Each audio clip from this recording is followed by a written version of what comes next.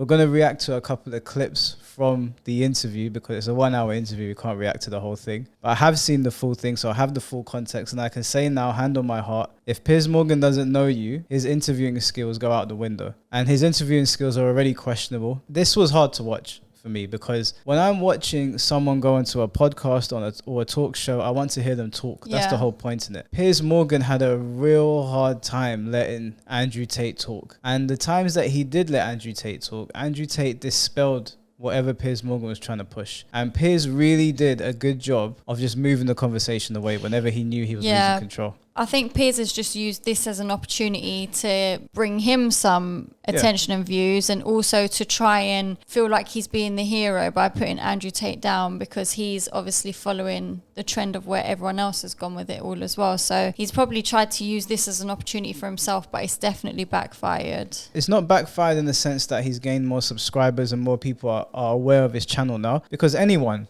that puts Andrew Tate on their channels, including us, anytime we have an Andrew Tate video, people are watching. But it's disingenuous to treat someone like that. It's not fair to do that to somebody. Like, if I had the chance to talk to Andrew Tate, whether I agree or disagree with his opinions, I'm just going to let him talk and flesh out his ideas. But Piers didn't want to do that. Piers wanted to throttle him. But as an interviewer, you should be doing that as well anyway. You should just be wanting to hear people out. The whole point of you getting them on your show is to hear what they have to say and to let them speak. Otherwise, it defeats the object. Yeah, Piers didn't want to hear what he had to say. No. Piers wanted to look like he was bullying Andrew Tate. It was like watching two caged lions, and one of them was trying to muscle the other one, and the other one was just too strong and stoic to fall for the tricks. And that's what happened. Andrew Tate didn't fall for any of it. He actually put Piers in his place a couple of times. I would definitely recommend anyone that hasn't seen it to watch the full interview for context. And it's actually no. Let's stop for a second. Please don't interrupt me. Here's why I know why you're good at your job. First, you interrupt people a lot, which is good. It's a good skill. Actually, and then there you go. Prove me right. But here's exactly and the timing's good. Here's exactly what I do. I only interrupt people like you when you either refuse to answer the question or answer a completely different one. Sure. And I want to remind you of what the question was. Fair enough. Or when you misquote me back, which you've done repeatedly through the interview, where you say, you see, Piers, you agree with me. And the viewer who's been watching will go, no, he didn't. Cool. No problem. The other thing you do is you run through the comment section. Nobody agrees with Piers Morgan here. I literally struggled. I couldn't find a single comment on TikTok. I couldn't find a single comment on random Tate clips on YouTube or on Piers Morgan's YouTube channel where anybody was taking Piers Morgan's side. He came off looking so bad in this interview. Even though he got a lot of clicks for it, You try and set these traps like now. So you're saying What's the trap you think I'm setting? You're saying that I agree with every single point of view a man has. I literally didn't say that. You're saying, well, you support Alex Jones. Why would you misquote me? Because you're saying you support Alex Jones and you said you've been on his podcast and he said this. I don't know. What do you think of Alex Jones? I don't know everything he said. What do you think of him? I think on his... Still doing it. So to give you guys some context, in the lead up to this, he started asking Andrew Tate what he thinks of Alex Jones. Now, for those of you that don't know who Alex Jones is, he's been considered by many people to be a fringe, far-right commentator who peddles conspiracy theories. And you can think whatever you want about Alex Jones. I have my own opinions on Alex Jones. To ask Andrew Tate what he thinks about him off the cusp of Alex Jones going to trial is clearly you trying to throttle him and trying to make him look bad because you know that he's appeared on that guy's podcast. It doesn't matter what you think of Alex Jones. This has nothing to do with Andrew Tate. These questions are not designed to make the public understand Andrew Tate's points of view more. They're designed to try and lump him in with people that the public might not like. And that's not me bashing Alex Jones. I'm not bashing Alex Jones at all. But the questions are designed to try and make Tate look as bad as possible. He was cordial. I think he was professional on his podcast. I've also done podcasts with rabid leftists and people who openly hate me. Alex Jones said that Sandy Hook didn't happen. It was staged by actors. Okay. This compounded the appalling grief of the families of those poor 20 children who were gunned to pieces by a lunatic with an AR-15 semi-automatic rifle. They were already grief-stricken beyond belief, and this guy poured petrol onto that grief quite deliberately to make a huge amount of money from his InfoWars fake news bullshit. And as a result, a lot of the families have now sued him, and they've won, and he's going to have to pay back tens, maybe hundreds of millions of dollars in damages to these families. And quite right, it won't do anything about the pain he caused them. Some of them actually had people turn up outside their houses with guns because Alex Jones had told them that these parents were making it all up. They were all staged actors. It was all run by the government. So I simply say to you, now I've told you that, what is your view of Alex Jones? So because Piers Morgan explains something to you, you have to now state your opinion on that. What should happen here is Andrew Tate should do his own research on Alex Jones if he doesn't already know. Yeah. I'm sure he does. You don't just answer a question because somebody presented you with things that they're going to paint their way. Everyone knows Piers Morgan and Alex Jones don't like each other. This is more Piers Morgan taking a shot at Alex Jones because he hates Alex Jones. This has nothing to do with Andrew Tate or his views on anything to do with women, which is mostly what people seem to attack him over. Alex Jones is a completely separate situation. I don't see why any of that has to do with me. It's very interesting. I've done the guy's podcast. I know him well. He was professional and courteous to me. When I meet somebody and they show me respect, I show them back respect. That's what I do, as I did with you. You respect him? If somebody shows me respect and is courteous to me, I'm courteous back. It's lame and let's move on. If Putin had a podcast, would you go on it? Sure. You would? Great. I've done a bunch of podcasts with people who are advocating for things that I do not agree with on every single level. In fact, most of my podcasts are me disagreeing with people. So it's completely crazy that you're trying to lump me in with that. That's cheap. That's cheap. You are completely misconstruing the point of what I'm saying. I think deliberately. No, what you're trying is a cheap trick. And I'm just making it clear to the audience. It's not a cheap trick. I'm just curious where your moral line is. It's a cheap trick. Where's your moral line? I disagree with the points of view with the majority of the people I do podcasts with. So it's a very cheap trick you're trying here. So when people invent vile... You know what's funny here? Piers Morgan has been on record saying multiple times that he loves Joe Rogan. And who's Joe Rogan close friends with? Or at least he was close friends with him. Who has Joe Rogan had on their podcast several times? Alex Jones. Even when Alex Jones was deplatformed, Joe Rogan had him on. And yet Piers Morgan was saying that he loves Joe Rogan. So where does Piers Morgan's morals lie? This is just the trend where people just jump on, like you're saying, the media and everything. So obviously Piers is just feeling like he has to be against Andrew Tate because everybody else is. Yeah, he's a hypocrite. He has been on record saying that he loves Joe Rogan, he loves his podcast. Yet Joe Rogan has had Alex Jones on like 3 or 4 times. They're 3 or 4 of the biggest podcasts that Joe Rogan's ever put out. Upwards of like 20 million people watch them. So he's a hypocrite because then he would have to have this exact same line of questioning for Joe Rogan if Joe Rogan ever appeared on here, and I guarantee you he wouldn't. I mean, why would you say you love someone that's friends with Alex Jones? Doesn't that put into question your moral compass? Let's just call a spade Tate. Yeah. You just hate Tate and you're trying to find ways to demonize him. That's it. Things to make themselves rich off the back of families of little kids who've been blown to pieces with a machine gun or a semi-automatic version of a machine gun. I think that is actually a line I wouldn't cross. I wouldn't be happy to go on someone's podcast when they've been responsible for doing that. It's not about political views or differences of opinion over facts. It's about somebody deliberately inventing a pack of lies to compound the grief of families. And I'm curious, you don't think you have any need to go down any kind of moral quandary about people like that before you continue to allow them to use you for their own promotion. He didn't use me. He didn't use me for Why does he have you promotion. on the podcast? Because we disagreed and discussed points like we're doing with you right now. Did you call him out on that? Are you using me? We didn't discuss that. I'm not using you. I'm giving you a platform most people aren't giving you right now to show the world who you really are. Fantastic. So neither of us are using each other. I'm here on your show. I'm providing you with content. You're giving me a platform. And nobody's using each other. It's mutual. We don't agree on a whole bunch of issues. That's fine. And here we are. I think we've had a robust exchange. Piers knows. Piers is full of shit. He's absolutely full of shit. He just doesn't want to admit it, He's but a hypocrite knows. for even bringing up Alex Jones because you love Joe Rogan and Joe Rogan's best buddies with Alex Jones. So what the hell are you talking about? And I'm explaining very, very clearly. If I have responsibility over said subject, I have to have authority of it. So let me say you have children, right? Right. You have responsibility for them. No, I have legal authority over my children. That is very different to having legal authority over my wife or my female partner. Completely. But the point I'm trying to make... So you accept that?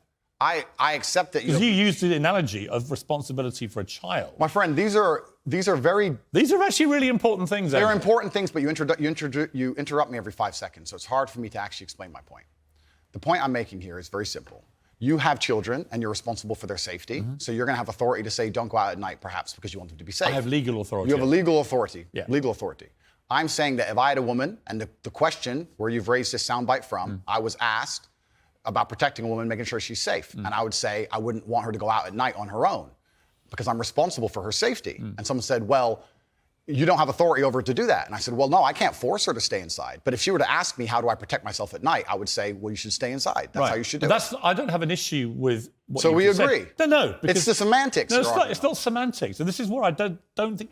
He does agree. I don't know how you watch the whole interview because it is just so frustrating in every clip how Piers is interrupting him. Piers is just full of shit. I mean, that is what men do, right? You would want your man to be responsible for your safety on some level, right? I can't force you to not go outside, but I would tell you to not go outside because I have a moral obligation to keep my woman safe. The woman more than likely will become the mother of your children. Yeah. You have the authority to look after her like you do the children. It's not about legal authority, and it is semantics that he's arguing there. Piers is throwing in the word legal in the front of it. Yeah, it's unnecessary. Take legal out, put legal in, it doesn't matter. The man has some authority in the house to protect the people in the house. It just is what it is. There's nothing wrong with what Tate said there. But one thing was really fascinating was what happened when we put the clip on our social media platforms. So it's got a gigantic response. So other than Jordan Peterson, which has had now nearly 10 million views, that interview on our Facebook and YouTube platforms and TikTok and so on, Andrew Tate immediately last night blew up, massive, millions of views now coming in for just this 5-6 minute clip. But Facebook then removed it as the traffic was flying and sent us a note saying your post goes against our community standards on dangerous individuals and organisations. We weren't quite sure if that referred to him or me. Dangerous individuals. These social media platforms are out of their mind. Oh my God. Absolutely lost the plot. You have got legitimate dangerous individuals on your platforms in places of the world I will not even say for my own safety. You remove Andrew Tate for being a dangerous individual. As Andrew Tate would say, there is a large contingent of the world that agrees with what he's saying, and these are not dangerous people that are agreeing with him. I'm not a dangerous person, and I agree mostly with the things that Andrew Tate says. Sure, has he had crazy takes? Of course, like most people do. We don't agree on everything. Yeah. I don't agree with my closest friends on everything. Like, you just don't agree with all people. Some people say things that you find crazy, but to say he's a dangerous individual, it's extreme. I think it's very extreme. It's madness. But Facebook then removed it as the traffic was flying and sent us a note saying your post goes against our community standards on dangerous individuals and organisations. We weren't quite sure if that referred to him or me. But we were assuming it's him because they've deplatformed him. And yet there I am challenging him on his views, none of which to me actually in themselves constitute being no platformed anyway. Then we protested. Then we get a notification it's back on Facebook. And then we get another notification with an apology from Facebook. We're sorry that we got it wrong. So an interesting little journey there with Facebook's censorship process, I guess, that there's a guy they banned from having his own accounts on Facebook, as he has been on TikTok, Instagram, Twitter, and other platforms. And there's Facebook automatically wanting to ban him from even appearing on our site, even when I'm challenging him on his views about why he's been banned, and then rewinding and apologising. Louise Mensch, this really goes... Is this Piers, like, trying to redeem everything and act like... No, I mean, like, they went for his YouTube channel. I don't blame him for, like... He was pushing back against Andrew Tate. I completely disagree on the pushback. I think the way he treated Andrew was unfair. But at the end of the day, Piers was still willing to sit Andrew down and talk to him. And as far as I'm aware, Andrew Tate is allowed to appear on YouTube. He's just not allowed to have a YouTube channel. He's allowed to appear on Instagram. He's just not allowed to have an Instagram handle. I just think Piers has done it for his own benefit. And it's not because he actually cares to hear what Andrew Tate has to say. He's seen how his views come flooding in with Jordan Peterson, and now he's doing the same with Andrew Tate. And he's going to keep jumping on anyone who's going to bring him the attention. I would like to think, as somebody that was kind of like removed from their own Good Morning Britain, whatever he was on at the time, for the comments about Meghan Markle, that despite not agreeing with Andrew Tate, that he would at least take his side in the deplatforming thing, which, to Piers' credit, he has kind of taken Andrew Tate's side in terms of the censorship thing, not his views. Yeah, but that's probably because he's seen the reactions online of how everyone is just against Piers. Yeah, I don't know if he's doing it to save face or if he's doing it because he genuinely thinks the deplatforming was wrong. Do you believe depression is a real thing? I believe that feeling depressed is real. I don't believe depression as a clinical disease is real, no. Really? Correct. You don't believe people can be clinically depressed? I think PTSD is very real. Unfortunately, I have some friends who suffer from that. I know that feeling depressed is real. I believe that the number one power you have against these things are trying to take control of your own mind and affecting your own life. I believe that it's not healthy to hand over all your power and believe that depression is an outside disease that you can't affect. I know that when I've had difficult periods in my life, and also many of my friends, like I've said, suffer from PTSD and been through terrible things.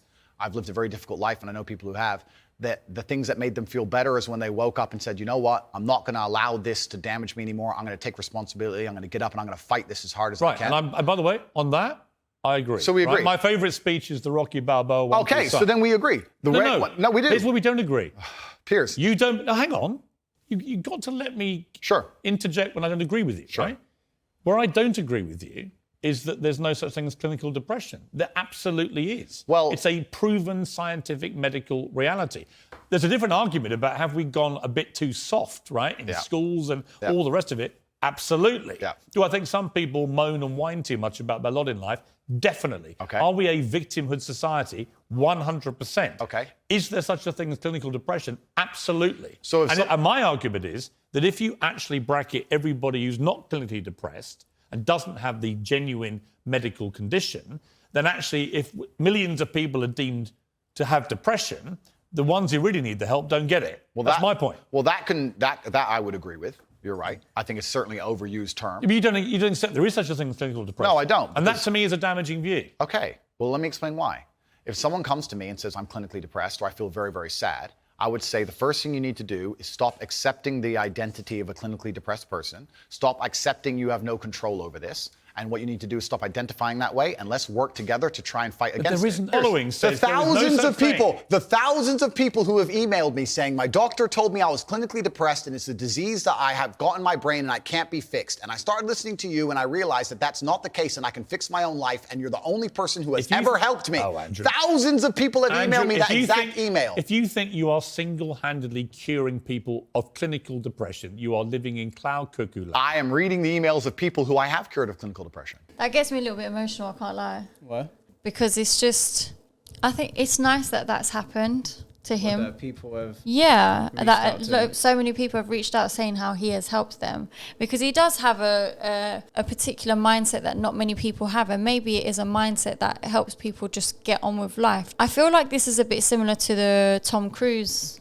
stuff we were talking about. Yeah, Tom Cruise made similar points about the kind of drugs they administer to people that are depressed or whatever, and it later came out that he was right. I understand why people might think what Andrew Tate is saying is crazy there, but I also understand where he's coming from. The mind is a very powerful thing, and as far as I'm aware, clinical depression is not the same as normal depression, what they say. They say that clinical depression mentally cripples you for like months on end, and like you don't feel like there's a way out. I don't know the ins and outs of it, but I do know that when you give things power, they can really take hold of you, and your perception and how you decide to like see the world can also be a very powerful thing. And I get what Andrew Tate is trying to get at. I don't think he is putting it across in a way that is digestible to everyone. I think there's a lot of people that get what he's saying, even if he's not wording it the way maybe he should to the masses. Not that I think he's doing anything wrong, but if he's getting emails from people that were told they are clinically depressed and they're saying that I listened to you and now I'm not, I mean, that is a good thing. I don't know if he's getting those emails, but that is objectively a good thing. I could believe that would be true though. So the signs and symptoms of clinical depression may include feelings of sadness, tearfulness, emptiness or hopelessness, angry outbursts, irritability or frustration, even over small matters, loss of interest or pleasure in most or all normal activities such as sex, hobbies or sports, sleep disturbances including insomnia or sleeping too much, tired and lack of energy so even small tasks take extra effort, reduced appetite and weight loss or increased cravings for food and weight gain, anxiety. There's a long list here of things, but these all seem like things that can be overcome with a more powerful mindset. Yeah, but that all just seems like just depression as a whole anyway. Yeah, I don't really get what the difference I don't know what the difference is. I don't want to speak out of turn because I don't know 100% because everything I'm reading here they're saying is about clinical depression, is what I hear people talking about with normal depression. And all of these things, there seems like there would be a fix to them. I'm not a doctor, and I'm not saying that I know the ins and outs of this. I've heard people saying that even when they try to do these things, that the depression cripples them. But I don't completely understand it because I've never been depressed before. I felt sad and I felt down for a few days on end, but I've never been depressed. I've always known that I need to pick myself up, because you kind of have to recognize what you have around you, I guess, and understand that we are some of the most privileged people on earth, even if you don't realize it. Most of the earth is poor.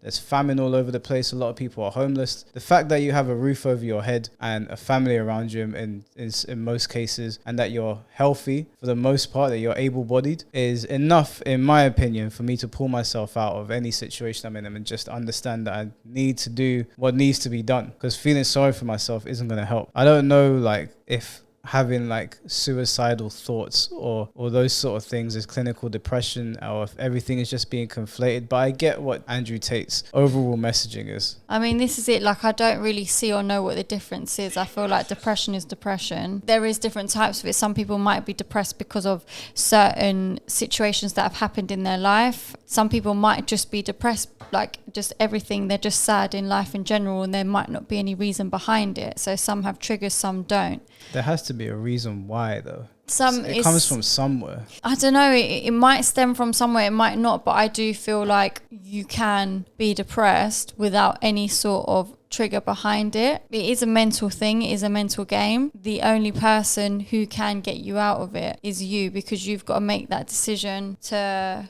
realize you're depressed, know that you don't want to feel this way anymore. I know it's not as simple as that, and it is a struggle to get out of it, but you do as a human need to make conscious efforts to try and bring yourself out of this dark place. Yeah, I think the mind is a powerful thing, and I think Andrew Tate saying that he can't be clinically depressed, or he doesn't give things power that he doesn't believe in, or if he doesn't believe in something, it can't affect him. I completely get where he's coming from. There's certain things that I choose to reject, even if I understand that they are out there, because I know feeding them will only be negative for me. It won't do me any good. You can acknowledge something might be real. I don't know if clinical depression is real. I don't know enough about it. I know people can get depressed, but I know depressed people can pull themselves out of it. But if Andrew Tate is getting emails saying that people are doing better because of what he's done, then that's great. There's no problem with that. I think calling him like kooky because he's helping people is ridiculous. How many women have you loved? I don't know, Piers. A few. Give me a ballpark. 5, 10, 20? Let's say... You don't forget how many people you've been in love with. Let's say 10. I mean, I've been in love, and I certainly believe that men and women, when they work together, it's the most beautiful force on the planet. I believe in family. I believe in children. I believe in... If you believe in family and children and love, why are you single?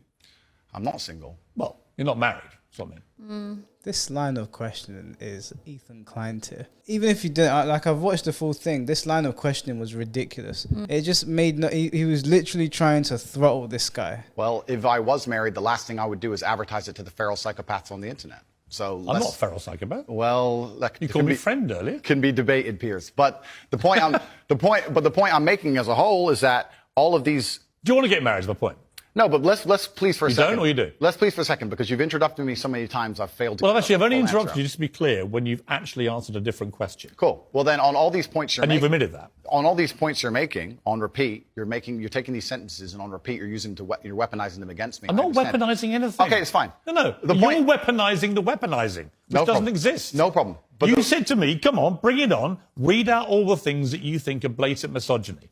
All I've done is literally read out all the things we identified from all the... You keep on interrupting him. You've just done it like 3 times, and you keep telling him how to answer the questions. Yeah. Let him finish a point. The problem with Piers is... Sorry, did you want to say something? I was just going to say, it's because he wants certain answers, and when he's not getting them answers, he's trying to then do something else to get the answer that he's after. Yeah, he's trying to clip him. Yeah. Well, because a man's single, he can't believe love is real. He can't believe family's a good thing, or that having children is a good thing. What kind of stupid remarks are those? All Piers wants is clips to put on his YouTube channel so that they blow up. He might even agree with Andrew Tate, and I'm willing to bet that off air he probably agrees with more things than he's letting on. But he knows by pressing Tate like this, you're gonna have disingenuous people. Like, there was a guy that I saw called Asmongold, and he's got like a huge following, and he was watching the same clip that we watched the other day where Piers pointed out that he was asking Tate questions. Asmongold turned around and said, wow, Piers is really grilling him. And I was like, how disingenuous genius do you have to be that your own audience that supports you Yeah. is also saying you are literally not letting the man talk? Yeah, but also as well, it's like Piers is saying, well, I'm interrupting you because you're not answering my question. But it's like you're not giving him a chance. You haven't heard what he's going to say to know if he's not answering your question or not. Just because he's not giving you simple yes or no answers doesn't mean he's not answering your question. Yeah, you're trying to shoehorn him into giving you the answer you want rather than listening to the answer that he believes in. You should be wanting to get the answer from Andrew Tate, not put words in his mouth for flipping clip culture. We all know clip culture is a bad thing. Done is literally read out all the things we identified from all the research that I thought were blatantly misogynist. Understood. And giving you the chance to respond. And the only time I've interrupted you is when you've tried to answer a completely different question. Understood, Piers. But these things were said in large context where often I'm talking about how, for example, on the same podcast where you've read one of them sentences from, I was talking about how it's a man's duty to die by a woman. And the guy asked me, he said, if 10 men with knives attacked your woman, wouldn't you just... I said, yeah, I'd stand and die. I'd never just run away because I have a duty as a man. I must die on the spot to protect her honor and my honor. I'm talking about a man having responsibility to his duties. I'm talking about the old traditional ways of masculinity. And what happens is a few sentences from such a long conversation is taken and used against me. I understand that. So I want you to understand that I'm talking about protecting and providing for women. I'm talking about a man making sure... Do you want to get married? No, but we have to all feed into each other, Piers. I'm talking about protecting. It's not a hard question. No, but I'm talking about protecting and providing for a woman. I'm talking about a man being responsible for her safety. I understand. So of course I believe in men and women. Of course I believe in love. Of course I believe in marriage. Of course I believe in family. No, but none the of that idea was my that I don't question. believe in the idea that I don't believe in these things I is didn't crazy. ask you if you believed in it. I asked you if you're going to get married. One day, absolutely. You'd like to. If I'm not married already, I will be married one day. If I'm not. Well, you might be secretly married. I could be married, correct. Why would you not tell me either way? Why would I advertise to the feral psychopaths of the world who have tried their very best to destroy me for an opinion about my private life and the things that are most sacred to me? Why Well, you would think I do if that? you said you were married, everyone would hate you? I don't know about people hate me. It's about me understanding that I'm a hard target, but I am very, very protective of the people I care about. Right. Why is Piers not exploring that point? Andrew Tate's saying that he's not telling people about his private life because he is a point of contention and the woman that decides to be with him is going to get attacked, possibly physically as well. Yeah. Not just verbally over the internet, not just people making videos about her, women hating on her. How is Piers glazing over that? It's just from one thing to another. Like Andrew Tate was answering a question, then he said, do you want to get married? Who cares if Andrew Tate wants to get married? Like, honestly, who gives a shit? It's his own personal business. We want to know his views on marriage. I don't care if he wants to get married. It's almost as if Piers wanted him to say no. Yeah. I think that's the answer he was after there. Yeah, Piers is just looking for clips. That's all he's doing here. This is not an honest conversation. No, he's not trying at to all. push Andrew Tate into a corner, and luckily for Tate, he's very composed and stoic and he doesn't fall for the traps. Whole time. What do you think? We talked about a man giving a woman away. Okay. I believe in marriage more than anybody. In fact, I believe in marriage no, please. Okay. I believe in marriage in the traditional sense. I believe a man has a duty to stand up and be a real man. I believe that the problem with the world today that we are facing is that not enough men are sticking to the age-old ways of masculinity. I believe that me standing up and saying a man must protect a woman and provide for her, so he needs to make sure that she's safe. He needs a degree of authority to protect her. I have no problem with... But people do have a problem with it. I'm not sorry. And that's the world we're in. I agree with him 100%. It's disappointing, you know. You would think someone that has been so scrutinized by the public that he would at least give Tate the chance to talk back. But he just hasn't. This interview is mind-blowing, honestly. I'm certainly not the worst influence out here, Piers. You have Lil Nas twerking on the devil on music videos, which our children are digesting. You have drill artists singing about stabbing people to death in the middle of a knife crime epidemic. You have rabid psychopaths on whether the right or the left announcing violence on the other side. You have all these insanities in the world. And because I sit here and say, perhaps, now you've laid it out and it offended you, I understand. I didn't say it offended me. Okay, cool. I just read you the things. You read things that you said they could be offensive and some people are offended. Well, some people definitely were offended. Absolutely. That's fine. And honestly, I think some of the things you said were genuinely offensive and misogynist. Okay, so they offended you. And like I said earlier. So they offended you, which is fine. I said they offended you, you interrupted me, and now you're saying they offended you, which is fine. But the point I'm trying to make is this. I'm not the devil. There are certainly worse people than me. And I don't disagree and they exist. with that. And I'm saying that my core tenets for the people who don't understand me are self-accountability, so I'm accountable for everything I've ever said. My core tenets are responsibility, so I'm responsible for everything I've said. My core tenets are traditional masculinity to a degree, which involves protecting and providing for women. And I'll make another point here that needs to be said. The number of women who have stood up and stuck up for me is ignored. Thousands of women are making videos saying, I've met Andrew Tate, he's such a nice guy. I wish I had a man like Andrew Tate who felt responsible to protect and provide for me. You know what? I do belong to my husband. That's why I married him and I love him. We ignore the thousands of women who stood up and stood by me and said everything I said is true. It's true, you Facts, know? yeah, 100%. There's a woman that went on Piers' YouTube channel and defended him. Do you want to see it? Yeah, go on. Leah Haleburn, you're in Miami. You know Andrew Tate. You've been to his home in Romania. You know his brother. What kind of guy is he? I mean, many people who don't know much about him will hear some of the stuff he's been saying, which I play to him and challenge him on in the interview, and they'll be horrified. But what do you think? He's an incredibly intelligent man. I think what he's doing is very important. Right now, there's a huge war on masculinity. Men don't really have any kind of role model that they can look up to. Andrew has been very kind and very generous with me. Like I said, I know him personally. I also know him from a business standpoint. I've spent time with him one-on-one. I've never felt uncomfortable. He's never been inappropriate with me. A lot of people accuse him of misogyny. He's never been misogynistic towards me. And I think what he's doing is incredibly important. The thing that gets me about this is that there are women generally, like if you look on YouTube, there are women defending him, both big creators and small creators, and people just pretend like this is not happening. I mean, even you yourself have said that you don't find most of the things he's saying crazy, that you don't think he should have been deplatformed, and yet you'll have this vocal minority who will scream at the top of their voices whilst having very little context on the things that he's said, make out like everyone hates this guy and that he's a misogynist. That's it. No one actually looks into things properly because of, like you're saying, of just the clips that are being put out there. So people will see one short clip and then be like, oh, that's it, Andrew Tate's the worst person ever. But nobody's actually, or half of these people haven't taken the time out to actually watch full videos, see exactly what he's saying, and actually understand sometimes where he's coming from. And I feel like everyone just hears everyone else saying it, so everyone else is just